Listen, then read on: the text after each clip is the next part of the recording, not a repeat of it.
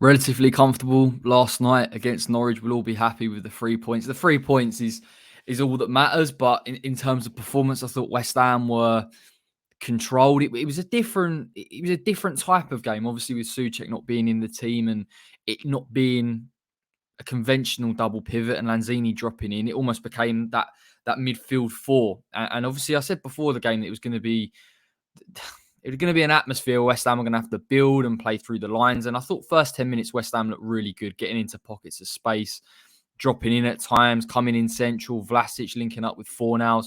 I really like Fornals in the 10.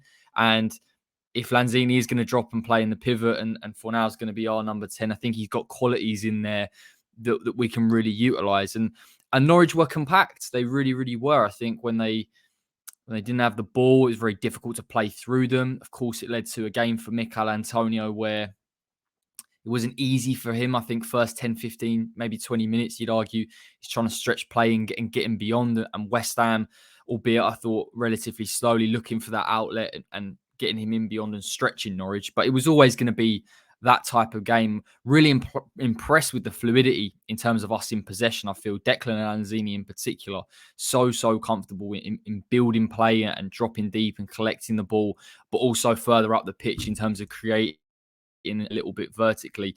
I just feel that in these type of games, they always are, because of the opposition that you're playing and because of the way that they are going to play. It's very difficult to play through. It's not going to be easy. It's not going to be expansive.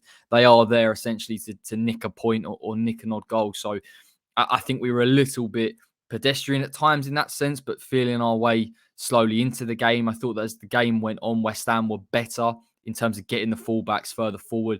Creswell was a beautiful addition. I've got to be honest. Some of his deliveries, I think, albeit the overhit one, eventually led to Bowen's first goal. But just in terms of the balance of our back four, the threat that he offers, and you see this season as well in terms of aerial duels, he's winning those. He's comfortable 1v1. It's a blessing to have him back. And listen, thankfully we've got him back at the right time, and we look relatively comfortable now. I don't think we created too much in terms of clear-cut chances, in truth. Obviously, Bowen had a chance very, very early on, and we'll talk a bit about Bowen and his movement and his positioning in the game. He could have done better. He shot it straight at the keeper, but my encouragement's the fact that he's getting into these positions, in particular in a game where West Ham have got to dominate the ball. He's not looking and waiting for the pass. In fact, he's making those movements. He's taking responsibility, and he's showing us real quality, even when Antonio isn't necessarily in full flight. But we were knocking. It did feel it was coming, obviously, with set pieces in particular. You see Norwich, how carefully they guarded someone like Krul, who we should have got a penalty from after pulling down Vlasic.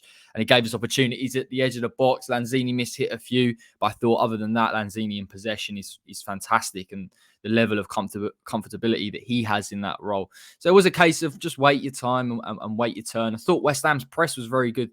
Definitely in the first half. I think that I've said before about West Ham being a pressing team. I don't think we are one, but there was intensity in it. Fornals offered that in the 10. I thought Bowen wide, Vlasic as well. It forced Norwich to go long. It broke down their play. They didn't play through us. We played our midfield slightly higher in Lanzini and Declan Rice, and that's, of course, what led to us dominating the ball. The first goal, we'll talk about the quality of it, because it is I say it's sensational from Jarrod Bowen. I know it doesn't seem like that, but just in terms of my expectation, the fact that he's made that run across the centre-back, it's a fantastic cross from Soufal. And I think credit to Moyes in terms of the setup, playing with the fullbacks very high, very wide, trying to stretch Norwich as much as possible and exploit the width there to create space for Bowen was important. But you can't look past the quality of the delivery from Soufal. It is one element to it. And Bowen's positioning, it's a good finish. I think I remember last season against Aston Villa, he had either a similar opportunity or a goal where he's flicked it on and made that near post run. So he has that in his locker. It's just the fact that he's making that run where I feel it'd be very easy for him to collect the ball out wide.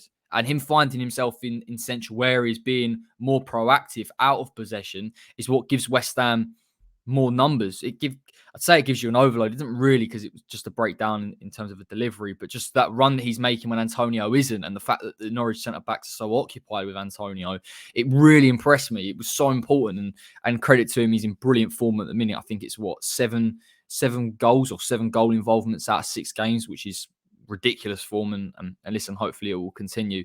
Second half was, again, much more of the same. I think there was a period of time where I thought West Ham did look better in the final third against Norwich.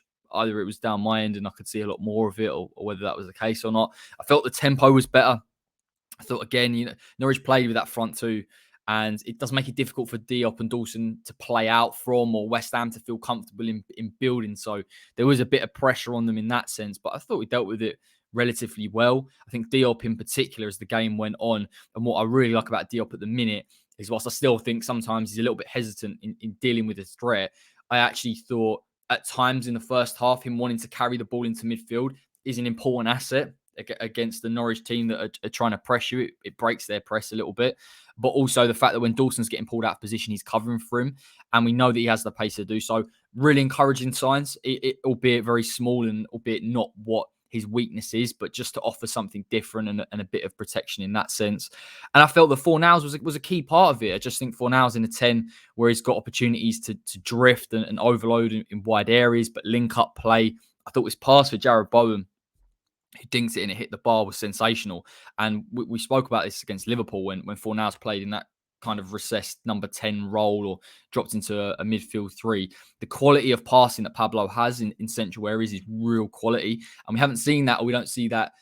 It's not very prevalent because he's always playing on the left-hand side or the right-hand side. But when you see him in the 10, he can obviously offer that. And Bowen, listen, another day he dinks it, he finishes it, but he's making the run, and it's exactly what I said it in the preview as well. If he can make that run from out to in and get across the centre backs, it's very, very difficult for them to deal with, especially when Antonio wasn't presenting the same type of movement.